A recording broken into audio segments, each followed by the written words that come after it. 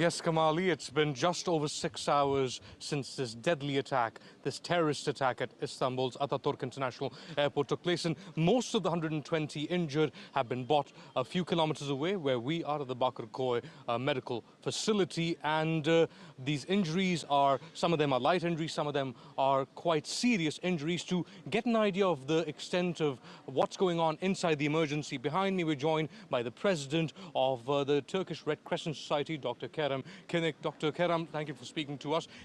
What are your people telling you? How's the situation inside? Nowadays the calm down. Roughly 5 hospitals we got as the Minister of Health facilities, the injured people. Unfortunately, we have over 30 casualties, 35 now, and over 100 injured, half of them heavily injured. Since the beginning of the attack, the Istanbul Municipality Health Directorate emergency system also intervened the attack, and they got all these injured people from the airport, and that carried people to our emergency centers. Nowadays, all of them in the operation theaters, and we as Turkish Red Crescent, we are collecting the blood donations. We are. Dr. Kerem, please stay with us. There's some commotion happening behind us. If we can, there's some families that are crying. We can hear some commotion of some of the injured. It seems like might have lost his life, or one of the casualties. It is a very, very tense, a very sad situation here, and we will be apprising you of it all. This has to be one of the deadliest attacks in Istanbul itself. Have your people, has the Red Crescent Society seen anything of this magnitude in Istanbul? Unfortunately, this is not the first attack. The Istanbul injured because of many terrorist attacks before, but this is the biggest one.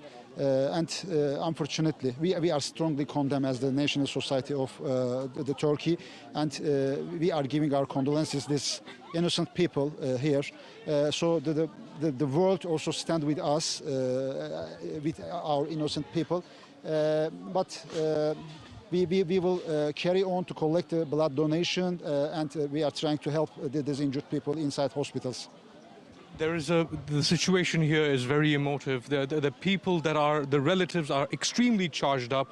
If we can just try to get an idea of the families there. There's a lot of commotion, there's a lot of crying, there's a lot of pain and suffering that the people, the relatives here are experiencing, as Dr. Kerem was mentioning.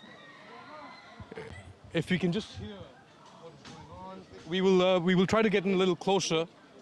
But the situation is very tense here. Dr. Kerem, tell us a little bit more about how the Red Crescent Society has tried to deal with the situation here. We are in charge of blood supply.